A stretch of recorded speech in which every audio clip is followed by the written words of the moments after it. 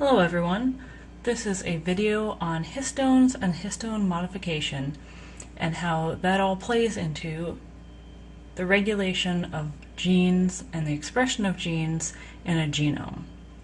So what I've drawn here is an octamer of histones, but one thing is missing. We don't have the DNA. So DNA wraps around an octamer twice, regardless of what part of the DNA it is, what sequence is in there. Remember, this is the double-stranded helix here. So actually, to illustrate that a little bit better, I'll just make kind of a helical form here. Comes out the other side. And then we have the helix here. Now it doesn't look great, but you get the idea. And you see that the octamers consist of the double-wrapped DNA, as we said, as well as 4 different types of protein. And these proteins are all histones.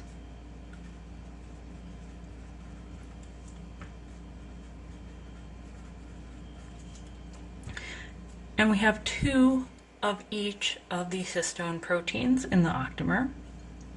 I've colored them different colors. And you can see that each of them also has a little tail. So remember that these histones are actually proteins, and so they are made up of amino acids. So we might abbreviate those with our amino acid abbreviations. So for example, this is just an imaginary amino acid sequence for a histone. So again, we have amino acids, leucine, methionine, sorry, proline, and valine. So we have this chain of 4 amino acids. There's a peptide chain held together by peptide bonds, covalent peptide bonds. And all of the histones are composed of strings of amino acids. They are different sequences of amino acids in the primary sequence of the protein because they are different proteins, but they're very similar because they have similar functions. And remember that part of the protein of the histone forms a spherical shape, which forms this main part of the histone. And then part of it also is this histone tail. And so that is also made up of amino acids that are just not part of the globular shape of the protein. Instead, it kind of goes off to the side and sticks out. And these histone tails are important because that's where we can get modification. And by modification, I mean the addition of different chemical groups.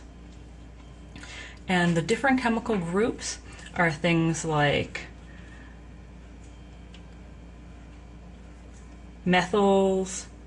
We can have phosphate groups. We could have acetate groups. There are a couple different things that we could have added onto there. And these are abbreviated in our textbook, I believe. But all we really need to know is that you could add these different groups onto the tails,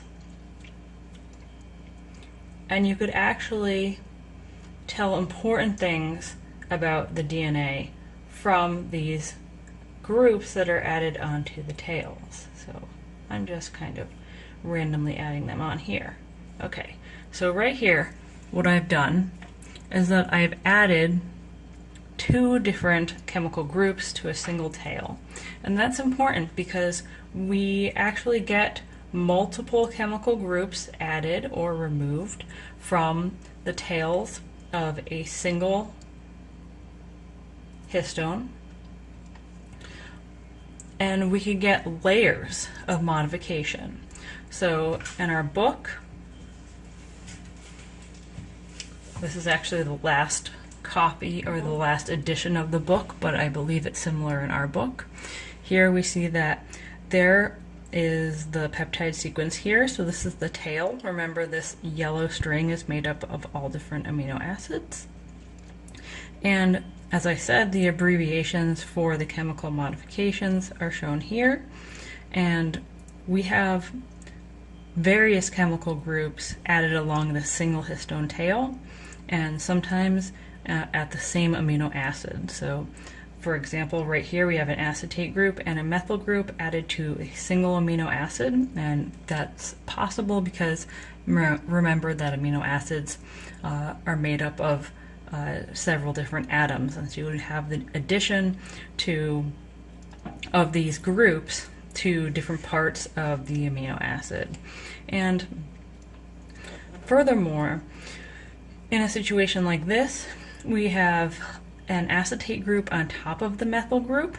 In order to remove the methyl group, in order to change the signal that is being sent here, you would have to remove the acetate group.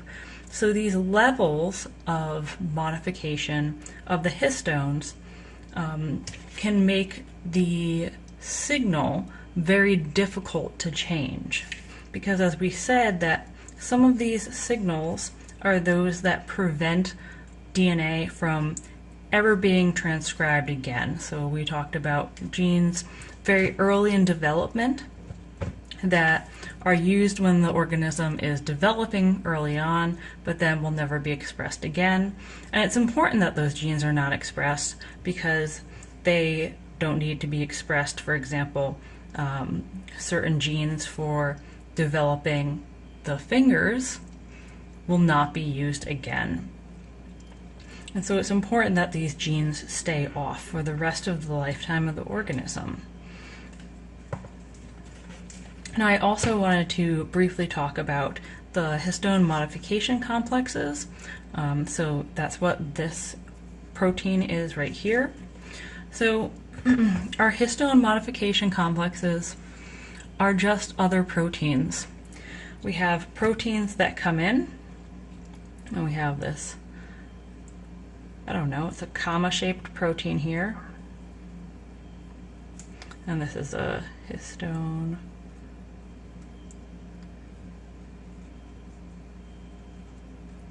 modification complex. And it might actually be made up of multiple proteins, which is why it's referred to as a complex. And this guy here recognizes different patterns on the histone tails. So perhaps it recognizes a methyl group, or perhaps it recognizes these two acetate groups. Now, one thing I forgot to mention previously is that these chemical groups are can be added to specific amino acids.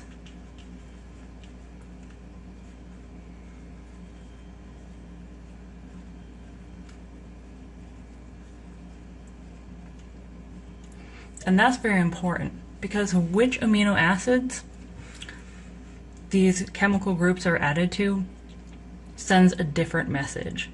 And so in going back to the book here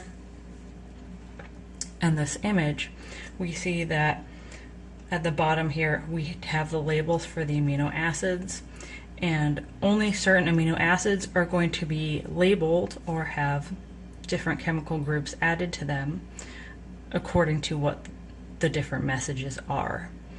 And so many times you're going to have a specific amino acid that can have different chemical groups added to it depending on what the message is. And again, the message is going to be this overall modification of all the amino acids in this histone tail. Okay, so going back to our little diagram here, our histone modification complex recognizes different recognizes different chemical groups on the histone tails, and it can also